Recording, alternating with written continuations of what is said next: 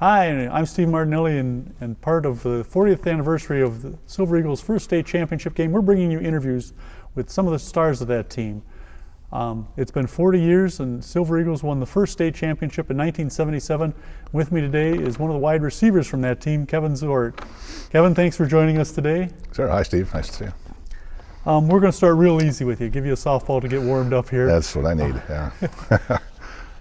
When you moved into Monona, were you here to play Pee Wee football, or was that No. later? No, I moved to Monona in 1974. I came in as a freshman. Oh, okay. So you didn't get a chance to No. play Pee Wee like the rest of us did. No. Let's see. When you were a kid and watching football, who's your favorite player? Harold Carmichael. Oh, I always loved Harold Carmichael. perfect pick. He was tall, right? Yeah, no fooling. He was one of my favorite. That's great. When you first made it up to varsity, well, let's step back before that. When we were talking before the interview here, you mentioned you played volleyball. Sure. Through your sophomore year in high school for Right. Giannis Tupasis, who's passed away now. What convinced you to switch from volleyball to football? Dick Rundle. Dick Rundle? Yeah, it was What Dick do Rundle. you use to sell you on it? I mean, He big just difference. kept after me and kept saying, yeah, you got to do that on the football field. You know? He had that Harold Carmichael vision Oh, too. yeah, huh? he did. Yeah, he did. Yeah. And That's funny. he was always great about that. Who was your position coach then in high school? It was Dick. Was it? He was the offensive coordinator. Okay. All right. And we didn't have that many position coaches. We Sure, just had- sure. Any advice or coaching that he gave you about playing the position that sticks out immediately? Oh yeah, absolutely. One play in particular, we ran something called our bounce pass, Yes. and he told me as soon as you get the ball from Shook, he's going to throw it to you. He's going to skip off the grass, and you get it, and that defense is going to freeze. They're going to freeze for a second or two, but that's about it. That's all the time you're really going to have. And he was absolutely right. He was right on the button. Had plenty of time to throw the ball. And Yeah, you were one of the rare players in school history to catch a pass for a touchdown in a game and throw a pass for a touchdown in a game. There's not many who can claim both. The current quarterback here did this in a game against Wanakee in Did he? playoffs, but All right. I think you might have been the first one to do it. Yeah, that was a coach. Do you like? I mean, Rundle was very much a run type of coach. Yeah. They had those gadget plays. I mean, was that something you really look forward to doing? Oh yeah, absolutely. The whole team did. Yeah. We just loved after practice when he put that play together, and we all loved it. Well, I was going to say my normal line of questioning here is no discussion is complete. No discussion of MG football is complete without talking about Dick Rundle. Mm-hmm. Talk a little bit about what he meant to you and the impact he had. Well, he was a true leader. We followed him from the first day of practice in the summer, our two-a-days and things, and he just knew how to get a bunch of guys together on the same page. And he didn't talk a lot on the football field, but when he talked, everybody listened because he knew what he was talking about. Sure. And you just realize that. He didn't have to know it, you just saw it. Yeah. And he was just knowledgeable. Let's talk a little bit about some of your teammates. Who was the toughest guy you played with, the one you wanted on your side in a fight? Mark Topper. Topper? He's Yeah. been mentioned before. Mark Topper, yeah, absolutely. You want Yeah, one of those he was- linemen out there helping you, right? Yeah, he was one of the fastest guys in the field too. Really? Yeah, he really was. That's what Coach Rundle used to talk about that all the time. As a tackle? Yeah, Wow, that's something. yeah. What player had skills that you envied? I mean, you had skills the other guys didn't have because you're such a big guy, had the leaping ability like nobody else in the league. Who did you envy? Well, it's a couple guys. There's Mark Goff. Boy, he took the ball a number of times every game, 30 times a game, 25, 30 times, and he just took the beating like you couldn't wear him down. Right. And he was still fast. And Stas had that skill set. You get him outside, and I'll see you later. And see his tail lights, and that's it. Shuki, everybody loves Shuki. I mean, there's just so many guys. Sure, It's just sure. everybody. Ronnie Sam, the center, another tough guy. Yeah.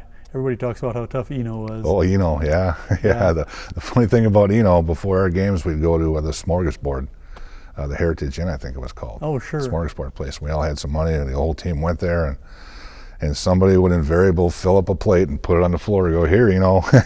Here, Eno. You go pick it up and eat it. That's great. Yeah, so everybody was on the same. It was just a great experience. It really was. Oh, that's pretty funny. It really was. Yeah.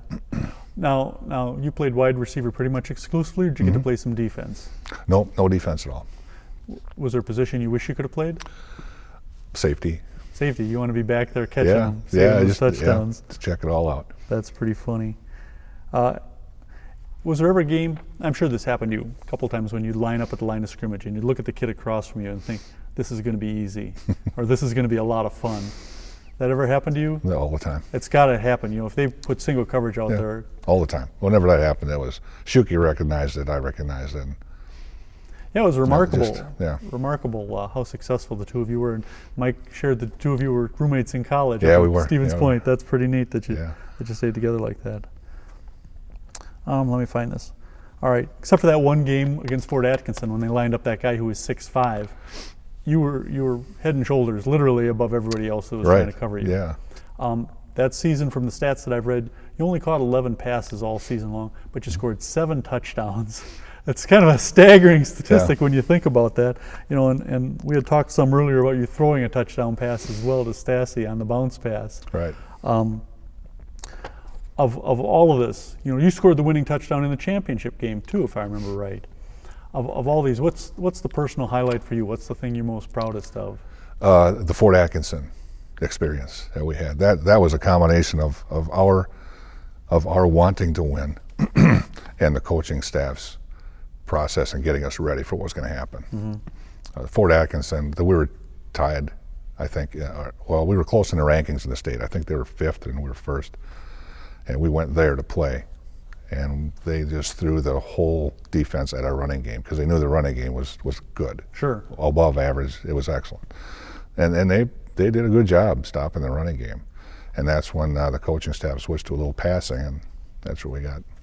Yeah, if I remember correctly, Mike completed 11 passes in a row in that game. Yeah. He had some good targets, though. He had Stassi, who led the team in receiving. Yep. Dennis O'Donnell was a good tight end. Oh, yeah. He was a specialist. Yeah. You had some talented players on that team. Yeah.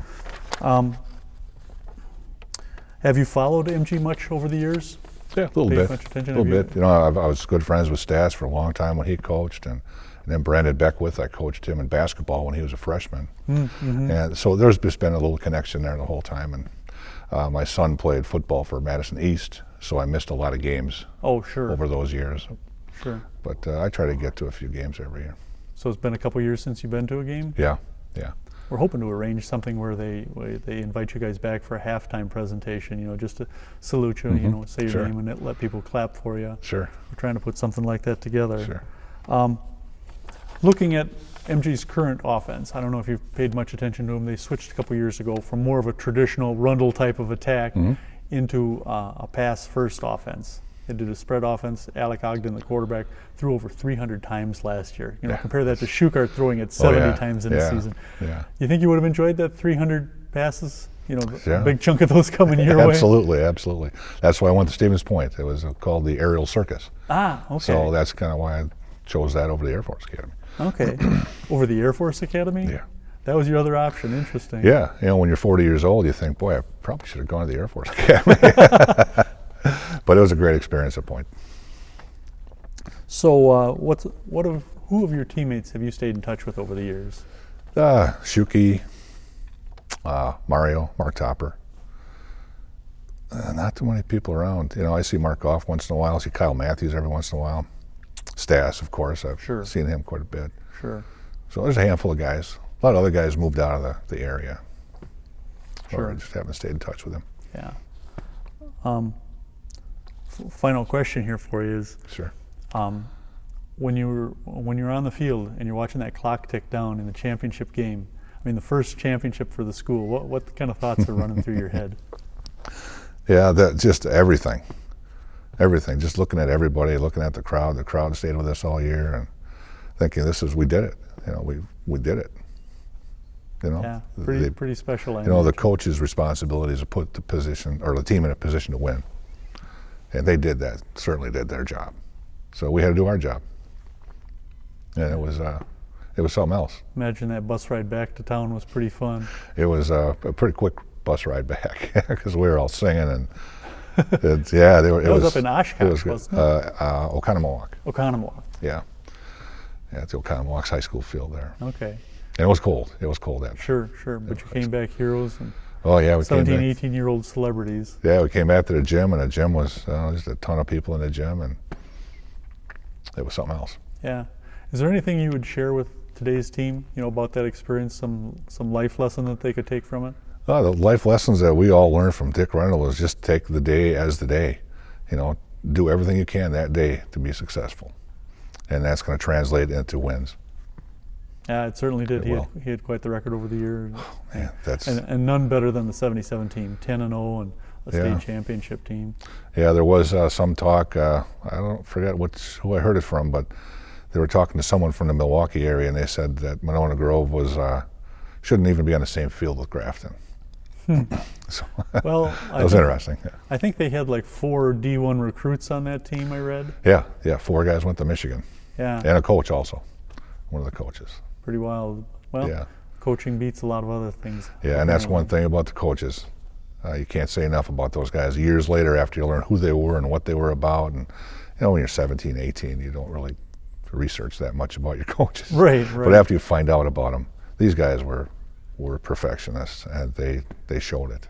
They knew what they were doing. Yeah, well, it certainly paid off. We were behind them all the way. Yeah.